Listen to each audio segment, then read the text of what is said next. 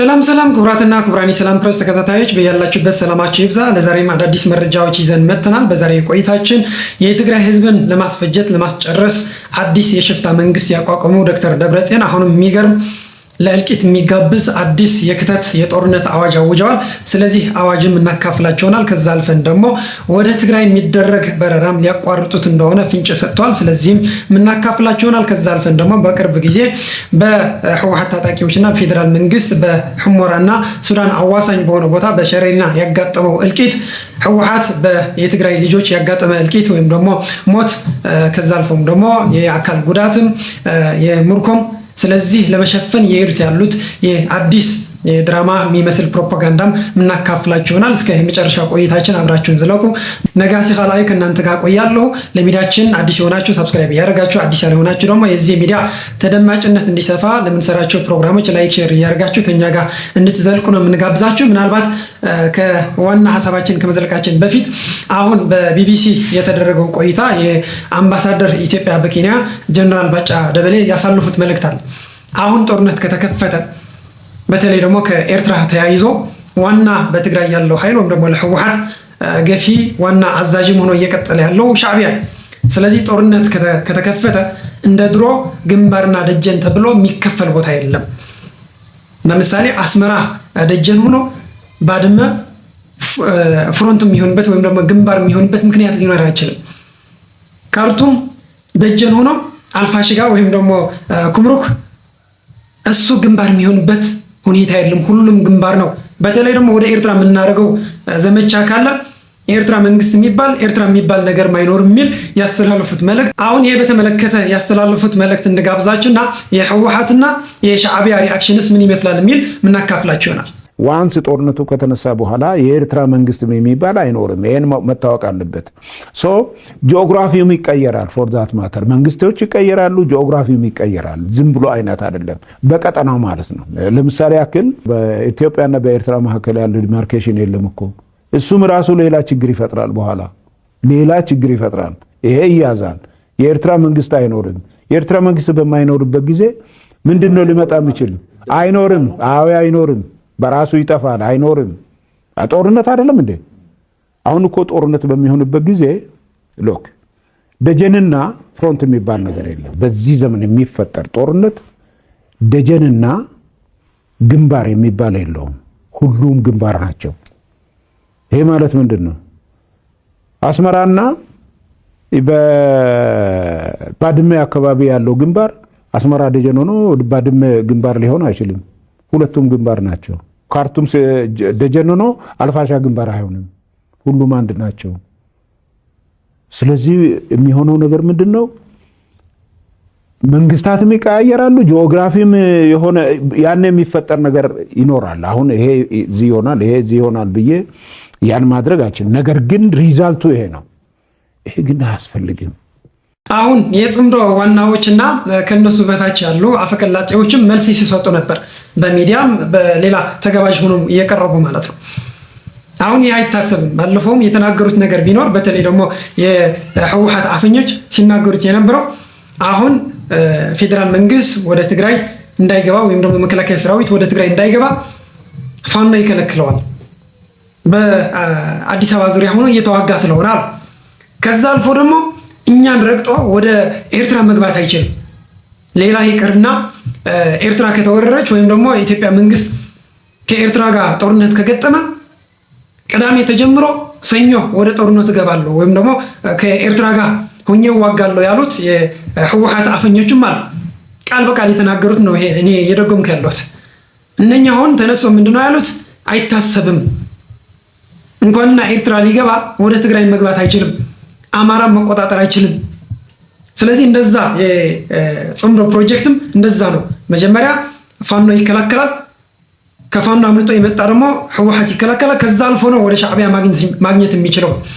ስለዚህ የኢትዮጵያ መንግስት ወይም ደግሞ የኢትዮጵያ ኃይል ወደ ኤርትራ መግባት የሚችለው እኛን ረግጦ ነው፣ እኛን አጥፍቶ ነው። ስለዚህ ከሻዕቢያ በፊት እኛ ነው የምንጠፋው ነው። እንደዛ አይነት ሀሳብ ይዘው ነው ይሄዱ ያሉት። ስለዚህ እነሱ ይጠፋሉ ማለት አይደል። ይጠፋል የሚሉት የትግራይ ወጣት ነው። የትግራይ ወጣትን አስፈጅተው እሱን አስጨርሰው ስለዚህ ሻዕቢያን እንከላከላለን ነው።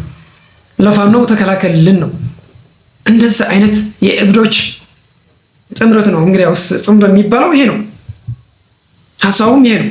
ስለዚህ ዋና የሚከስበው ወይም ደግሞ ዋና የሚጠቀመው ደግሞ ሻዕቢያ ነው። ፋኖ በአማራ ክልል ይከላከላል፣ የጦር አውድማ እያደረገ ማለት ነው። የአማራ ቦታ ሁሉ የአማራ ወጣትም እያስጨረሰ ከዛ አልፎ ደግሞ ከተገፋ ወደ ትግራይ ይገባል። የተቀረውም ሩጦ ወደ ትግራይ ይገባል ፋኖ ማለት ነው። በትግራይ ውስጥም እየኖረ ነው። ስለዚህ እንደገና በትግራይ ውስጥ ደግሞ የትግራይ ወጣቶች በትግራይ መሬት ተዋግተው እንደገና ሻዕቢያን ሊከላከሉ ነው። ከዛ በኋላ ከትግራይም ከተገፉ ወደ ኤርትራ ገብተው ከሻዕቢያ ሆነው እንዲዋጉ ወይም ደግሞ እንደሚዋጉ እየተናገሩ ነው። ይሄ ነው የጽምዶ ፕሮጀክት ማለት ዋናው ነገር ይሄ ነው። ስለዚህ ጦርነትም ራሳቸው ናቸው የሚከፍቱት። ዋና ዓላማቸው ደግሞ የኢትዮጵያ መንግስትን ማፍረስ ነው፣ ኢትዮጵያ ማፍረስ ነው። በግልጽ ተናግረውታል። በግልጽ ነው የተናገሩት። ይሄ በግላጭ ምንም የሚሸፈን ነገርም የለው፣ ሚስጥርም አይደለም። ተናግረውታል። የሻዕቢያ ፍላጎት ደግሞ ምን እንደሆነ ራሱ ተናግረው። ስለዚህ በዚህ በጽምዶ ፕሮጀክት እንዲህ አድርገን እናድነዋለን። አሁን ጀነራል ባጫ ደበሌ የተናገሩትም አይሆንም ነው። እንኳንና ወደ ኤርትራ እንኳንና ወደ ትግራይ ወደ አማራም መግባት አይችሉም እያሉ እየዛቱ ነው ያሉት። እንዲህ አይነት ሪያክሽን ነው እየሰጡ ያሉት። ከዛ አልፈን ግን አሁን እያደረጉት ያሉት የትግራይ ወጣት ባለፈው ወደ ጦርነት አስገብተው አስጨርሰውታል። በሱዳንና በሑመራ አዋሳኝ ቦታ ሸረሪና በሚባል ቦታ ማለት ነው። ለዛ ፐርፐዝም ነበር፣ ለዚህ ምክንያትም ነበር ከትግራይ አርማ 13 ወደ ሱዳን የወሰዱት ማለት ነው። በኤርትራ አድርገው ወደ ሱዳን ያስገቡት። በቤንሻንጉል ጉሙዝ አጠገብም ሲዋጋ ነበር፣ በኩምሩክ አካባቢም ሲዋጋ ነበር። ቡልናይል ሁሉ ያለው ከአርኤስኤፍም ሲዋጋ ነበር፣ ከአልቡርሃኒ ሆኖ ማለት ነው። አሁን በሸረሪና የተከፈተው ጦርነት ደግሞ ብዙ እልቂት የታየበት የአርሚ 70 የትግራይ ታጋዮች እዛ ያለቁበት ጦርነት ነው የተካሄደው። በጣም አስከፊ የሆነ ጦርነት፣ ምናልባት በመቶዎች የሚያክሉ የሞቱበት፣ በመቶዎች የሚያክሉ ደግሞ የአካል ጉዳተኛ የሆኑበት፣ የተማረኩበት፣ ከተማረኩ ራሱ ምስክርነት ሰጥተውናል። ሑመራ በአኸር አካባቢ ያሉ ሕክምና እየተደረገላቸው ማለት ነው። ምን አይነት አስከፊ ጦርነት እንደነበር ይሄ ለመሸፈን የሄዱት ርቀት ግን በጣም ነው የሚገርም።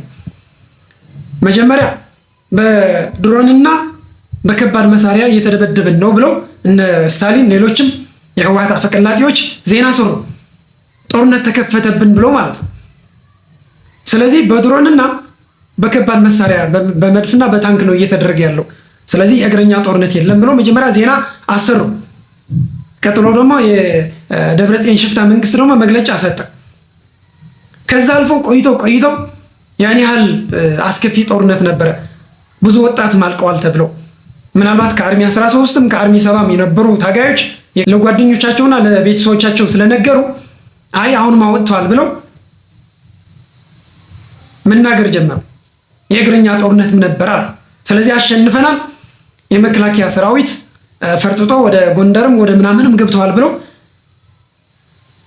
ፋብሪኬትድ የሆነ ዜና መስራት ጀመሩ ማለት ነው። በቃ አሸንፈናል፣ ድሮንም አሳትፈናል። ለመጀመሪያ ጊዜ የቲዲኤፍ ድሮን ወይም ደግሞ የሰራዊት ትግራይ የሚሉት እነሱ ድሮን ተሳተፈ። ነገር ግን ያ ድሮን ከነበረም የአልቡርሃኒ ነው መሆን የሚችለው፣ የግብፅ ነው መሆን የሚችለው እንጂ የአርሚ 70 ይሁን የአርሚ 13 ሊሆን አይችልም፣ በፍጹም አይደለም ከነበረ ማለት ነው። ምናልባት የኢትዮጵያ መንግስት የሪኮግናይዝ አላደረገም ማለት የድሮን ጥቃት ነበረው ያልነበረም የሚል ግልጽ አላደረገው። ምናልባት የድሮን ጥቃት ከነበረም በፍጹም የአርሚ 70ም የአርሚ 13ም መሆን አይችልም። እነሱ ወታደር $300 እየሸጡ ድሮን ሊሰጣቸው አይችልም፣ ሊገዙም አይችልም። ነገር ግን በዚህ ልክ ለመሸፈን ሞክሯል። ይህ አይደለም፣ በመቶዎች የሚቆጠሩ ተማርከዋል፣ ተገድለዋልም ቆስለዋልም ተብሎ ዜና ከወጣ በኋላ ደግሞ በአርሚ 70 ተጋዮች እና በአርሚ 13 ተጋዮች ይህ ያክል ጉዳት ደርሷል ተብሎ ከወጣ በኋላ ደግሞ ይሄ ሪቨርስ እናድርገው ብለው የውሸት የድል ዜና ብሎ ማንበብ ጀመሩ። ወደ ከ1000 የሚበልጥ የኢትዮጵያ ሰራዊት ተገድለዋል አሉ። የቆሰለም እንደዛ የተማረከም እንደዛ ብሎ የድሮ የነበረ ቪዲዮም እያወጡ የማድረክ ናቸው እያሉ ከዛ አልፈው ደግሞ በኤአይ እያሰሩ ደግሞ ቪዲዮ ማለት ወታደር የሞተበት አካባቢ ምናምን እያሉ ማለት ነው የውሸት ዜና መሰላለፍ ሞከሩ። ይህም አይደለም ተባለ፣ ባነነባቸው። ይህም ቀጥሎ ነው ምንድን ነው ያሉት? ስላስፈራ ነው የኢትዮጵያ መንግስት በአዲስ አበባ ዙሪያ ምሽግ እየሰራ ነው ብለው ደግሞ እንደገና ዜና መስራት ጀመሩ። የህወሓት ኃይል እየሄደበት ስለሆነ ፈርቶ በአዲስ አበባ ዙሪያ ምሽግ እያሰራ ነው ብለው እንደገና ዜና መስራት ጀመሩ። በዚህ ልክ የትግራይ እልቂት በትግራይ ወጣቶች የደረሰ እልቂት ልትሸፍነው አትችልም። በእያንዳንዱ ቤት ያንኳኳ እልቂት ስለሆነ ትናንት ስታገኘው የነበረ ወንድምህ ዛሬ ደውለህ አታገኘው ወይ ይነገራል። እያንዳንዱ የትግራይ ህዝብ ያውቃል እኮ ማን ነው የሞተው፣ ማን ነው የቆሰለው፣ ማን ነው የተማረከው የሚለው ሁሉም ይደርስበታል። በተለይ ደግሞ አሁን ተማርከው ያሉትን እየደወሉ ነው። በአኽር ነው ያለነው፣ ሑመራ እየታከምን ነው፣ ተማርክናል ብሎ እየተናገሩ ሁሉም ነገር አሁን ግልጽ እየሆነ በምን እንደሚሸፍኑት እናያለን። አሁን ደግሞ በቅርብ የተማረኩትንም ቆስለው በመንግስት እጅ የገቡንም አሁን ይወጣል፣ በሚዲያ ይወጣል። ምንድን ነው የሚሉት? ጭራሽ ምን ለማለት አሰቡ? ይሄ አሁን መከላከያ ሰራዊት ወይም ደግሞ የኢትዮጵያ መንግስት ሸረሪና በነበረ ጦርነት የማረክናቸው ብሎ የሚያቀርባቸው ልጆች ከሐራ መሬት ወይም ደግሞ ከቲፒኤፍ በአፋር በጸለምት በሌላ ሆኖ ህወሓትን እየተታገለ ያለው የትግራይ ኃይል ከሱ የሄዱ ናቸው ለፕሮፓጋንዳ ብሎ ከሐራ መሬት ከአፋርም ከጸለምቲም ወስደው ድራማ እየሰራባቸው ነው ብለን ዜና እንሰራለን ብለው እየጠበቁ ነው ያሉት። እሱ እናያለን ሲደርስ ማለት ነው። አሁን ግን እያደረጉ ያሉት ጭራሽ አሁን የሽፍታ መንግስት አቋቁሞ የትግራይ ህዝብን ለማስጨረስ እንደገና ትግራይን ለማዳቀቅ እየተንቀሳቀስ ያለው ዶክተር ደብረጽዮን እሱ የሚመራው መንግስት ለትግራይ አርቲስቶች ተብለው ምናልባት የቀሩ የተወሰኑ ናቸው፣ ምናልባት ማሰብ የተሳናቸው አርቲስቶች ናቸው። እነኝ በትግራይ ውስጥ ሆነው አሁን ህወሓት እያዋለደ ያለው ጦርነት የሚደግፉ ማሰብ የተሳናቸው አርቲስቶች ናቸው። ድሮም አርቲስት አልነበሩ። የአርቲስት የአርት ትርጉም እሱ አይደል። ላንድ ለእልቂት ህዝብን ለማስጨረሽ ጦርነትን ለማዋለድ የሚሰራ ኃይል ከሱ ጋር ሆነ መስራት አትችል። የምታስብ ከሆነ ህሊና ካለ የሚያስብ ጭንቅላት ካለ ያታረቁ ወይ በግልባጩ ልትታገለው ካልሆነ ይሄ ልክ አይደለም ብለ ብዙ የትግራይ አርቲስቶች ዘፈን ሳይቀር እያወጡ ህወሓትን ተቃውሞ ማለት ነው። ይህ ወጣት እንደገና ወደ ጦርነት መግባት ያለበትም ትግራይ አሁን ወደ ጦርነት መግባት የለባትም። የፕሪቶሪያ ስምምነት ለትግራይ የሚያዋጣ ስምምነት ነው። እሱን መተግበር ነው ያለብን። በትግራይ ደግሞ ህዝብን የወደደው ወይም ደግሞ ህዝብ የፈቀደለት መንግስት ወይም ደግሞ ህዝብ የመረጠው መንግስት ነው መተከል ያለበት እንጂ አሁን የሽፍታ መንግስት እኛ ብቻ ነን የምንመራው የኛ የግል ዕቃ ነው የሚል ኃይል መኖር የለበትም የሚል ዘፈን እያወጡ እየተታገሉ ነው ያሉት። ለውጡም እየደገፉ ነው ያሉት። ነገር ግን የተወሰኑ እዛ የቀሩት በመሬት ተሰጥቶ ምናምን ተሰጥቶ ወይም ደግሞ ከትግራይ ያለው ስርዓት በዝምድና የሚገናኙ እዛ ቀርቷል። እነሱን ሰብስበው አሁን ዶክተር ደብረጽዮን ያሳልፈው የክተት ጥሪ በጣም ነው የሚያስደነግጥ፣ ያስደነግጣል። ከአውሮፓም ሳይቀር መጥቶ መታገል አለበታል፣ ወደ ጦርነት መግባት አለበታል።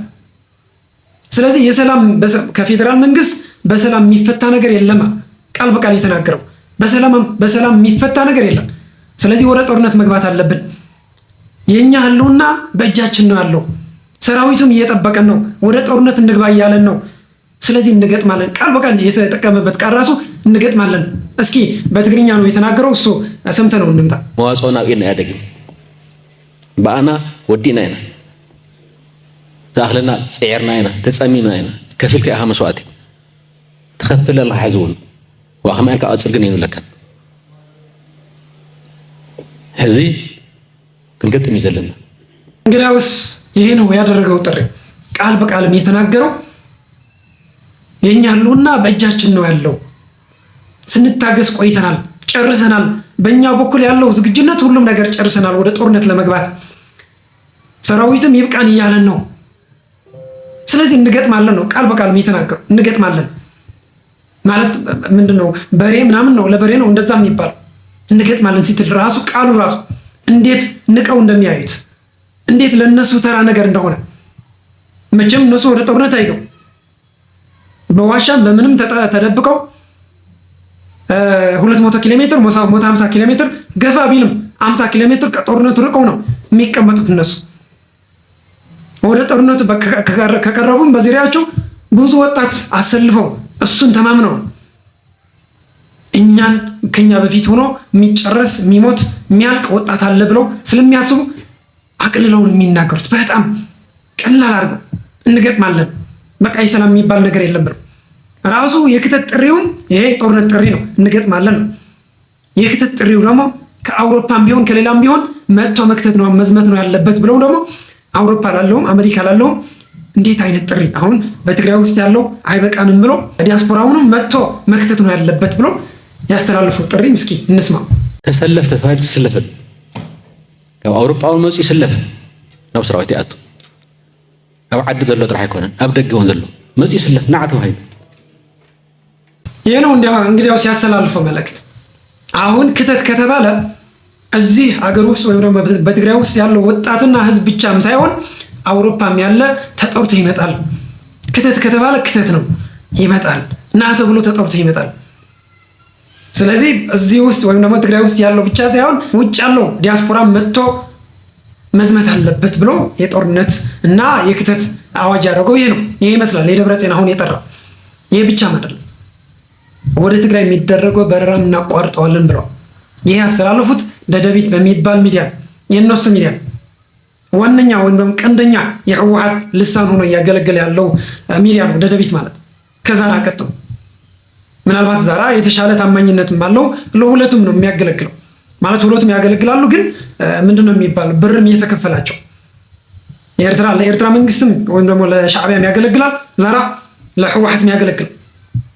እንዲያው እሱ ሞር የሚተማመነው በሻዕቢያ እነሱ ናቸው በደንብ አድርገው የሚደጉሙት ወይም ደግሞ ብር የሚሰጡት። ኤርትራ ለጽምዶ ብሎ ሄዶ ሳለም የኤርትራ ፋይናንስ ሚኒስተር ተብሎ ምን አይነት ፋይናንስ እንኳን ኑራት፣ ግን የፋይናንስ ሚኒስተር ተብሎ የሚቀመጠው ወይም ደግሞ የሚታሰበው ሐጎስ ኪሻ ከሱም ተገናኝቶ ነው የመጣው። እሱም እየከፈለው እንዳለ ነው ያለን መረጃ። ከኤርትራ መንግስት ይቀበላል ሳል። ስለዚህ አንዳንዴ ብዙ አድርገው ለህወሓት መሪዎች አንዳንዴ እንዲያውም ይገፋቸዋል። በተለይ ደግሞ የሻዕቢያ አስተሳሰብ ሻዕቢያ ከሚፈልጉት አቅጣጫ ትንሽ ወጣ ካሉ እሱ ነው የሚሰድባቸው። ልክ አይደለም ምናምን ብሎ የሚቃወም እሱ ሰው ደደቢት ሚዲያም አሁን ቀንደኛ የህወሓት ልሳን የህወሓት ልሳን ሆኖ ነው እያገለገለ ያለው። እሱ ያስተላለፈ መልእክት ምንድነው የሚለው የሰጠው ፍንጭ ምንድነው? አሁን በትግራይ የሚደረገው በረራ በመንግስት መከልከል አለበት።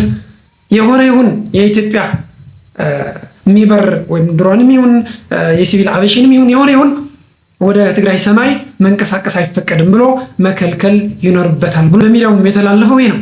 ስለዚህ ሊከለክሉት ይችላሉ። በባስ ሲደረግ የነበረው እሱ ከልክለውታል፣ አቋርጠውታል። ማለት አንዳንዴ ይደረጋል፣ አንዳንዴ ደግሞ እያፈሱ ወደ ወታደራዊ ስልጠና ያስገባዋቸዋል።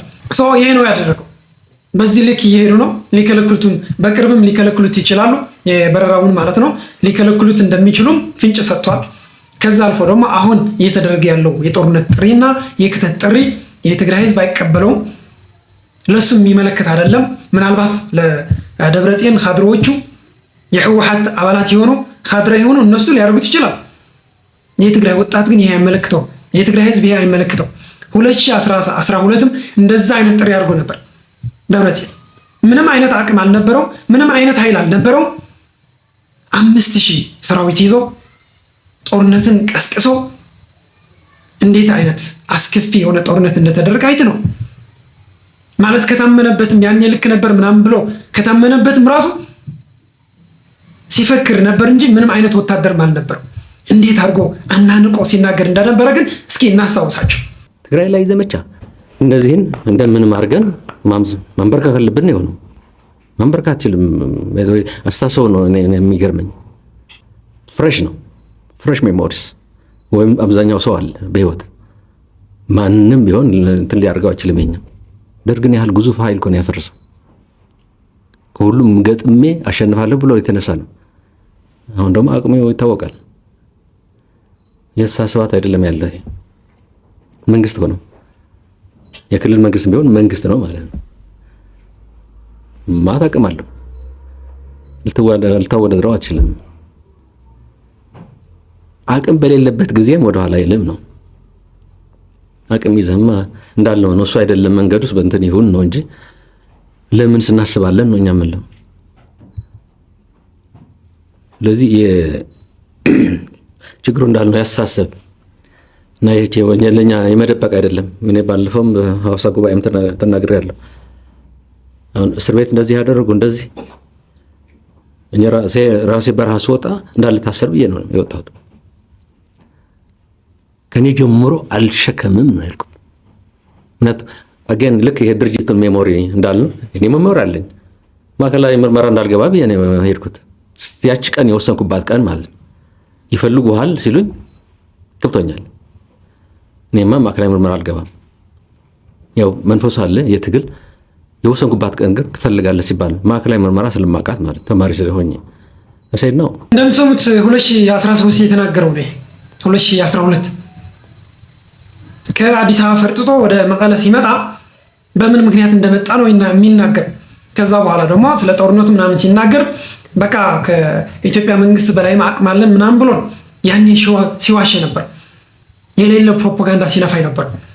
ለራሱ ግን እንዴት አድርጎ ለማዳን ብሎ እንዳይታሰር ብሎ ወደ ማዕከላዊ ምርመራ እንዳይገባ ብሎ ከአዲስ አበባ እንዴት ፈርጥጦ እንደመጣ እየተናገረ ይሄ ብቻ ማለት መቀሌ ላይ ሆኖ እንዳይታሰር እንዳይጠየቅ ደግሞ የትግራይ ህዝብ ሁሉ ወደ ጦርነት ይግባ ብሎ እንደዛ አይነት ፕሮፓጋንዳ እንደዛ አይነት ቅስቀሳ ሲያደርግ ነበር።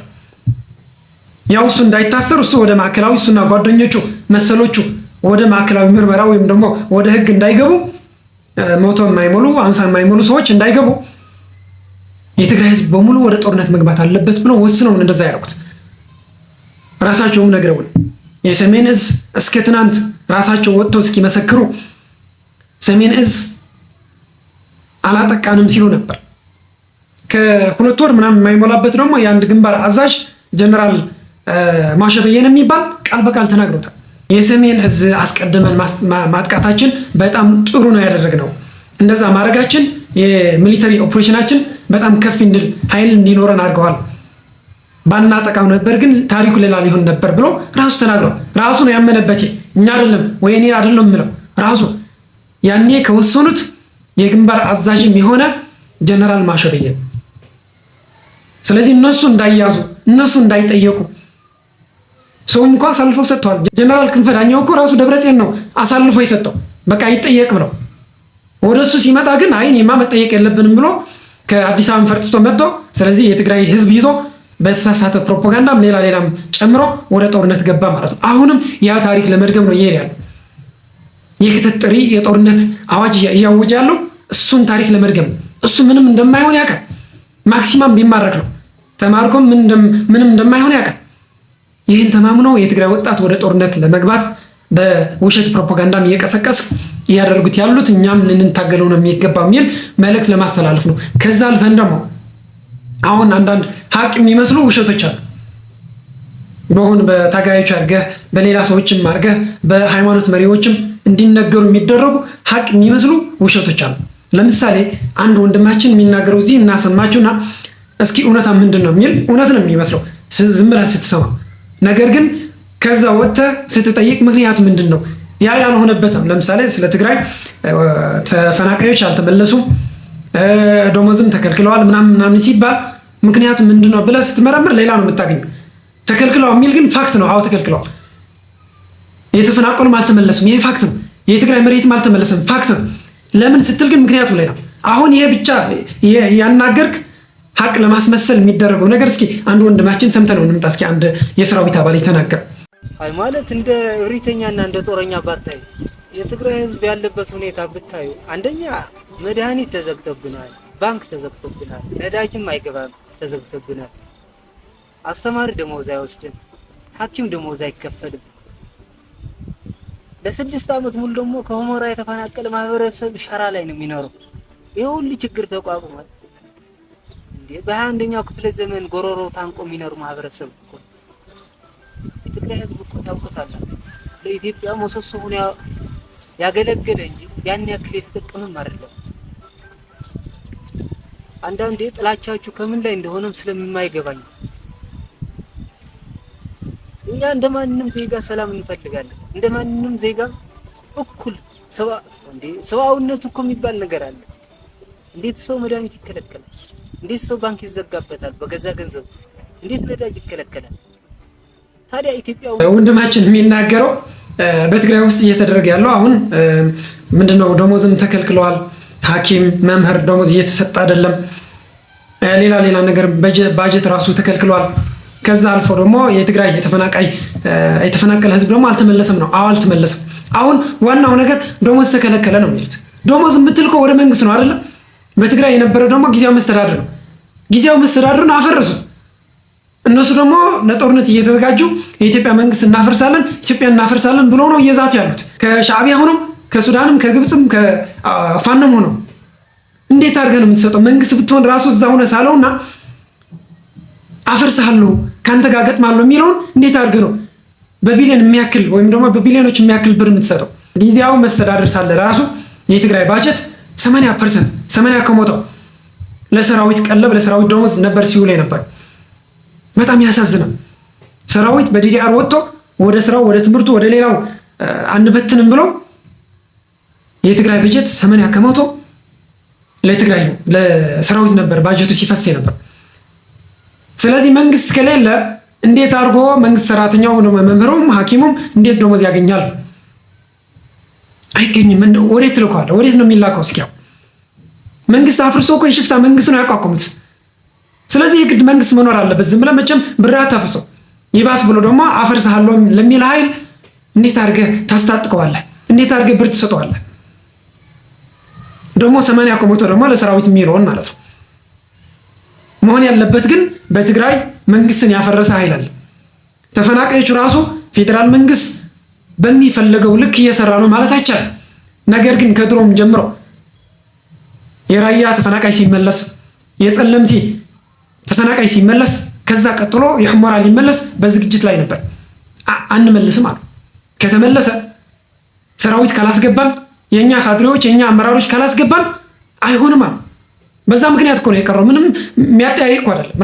ራሴ ሚዲያን ወክዬ የጸለምቲ ህዝብ ሲመለስ እስከ ተከዘ ሄጃለሁ።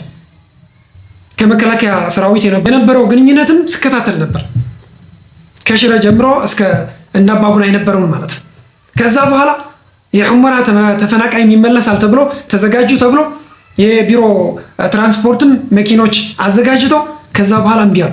ዋና እምቢ ያለው ደግሞ ጌታቸው አሰፋ ነው። ከተመለሱማ የምንታገልበት ካርድ ወይም ደግሞ የቁማር ካርዳችን እያለቅን እኮ ነው፣ እየጨረስን እኮ ነው። አይሆንም አለ። በዛ ምክንያት ቀረ። ይሄ ነው መጠየቅ ያለብን። ሌላ ይቅር፣ በዛ በትግራይ ውስጥ ሆኖ የሚላክለት በጀት ራሱ እኮ ሲያስቀሩት የነበረው ሲዘርፉት የነበረው እኮ ህወሓት ራሳቸው እኮ ናቸው። ከዛ በኋላ ደግሞ ሰው መሞት ሲጀምር ደግሞ ያ በረሃብ በህመም የሞተ እንደሆነ እንዳይወጣ ደግሞ ከለከሉ። ስንት ጉድ ሲሰሩ የነበሩ ራሳቸው ናቸው። ስለዚህ ሀቅ የሚመስል ነገር ስትመረምረው ግን ሌላ ሆኖ የምታገኘው ነገር እየተናገርክ በእንዲህ አይነት የተሳሳተ ፕሮፓጋንዳም መሄድ የለብንም የሚል መልእክት ማስተላለፍ እንፈልጋለን። ለዛሬ የነበረን ቆይታን በዚህ እንቋጨዋለን። አብራችሁን ስለቆያችሁን በጣም እጅግ አድርገን እናመሰግናለን። ሰላም ለእናንተ፣ ሰላም ለህዝባችን። ክብረት ይስጥልኝ።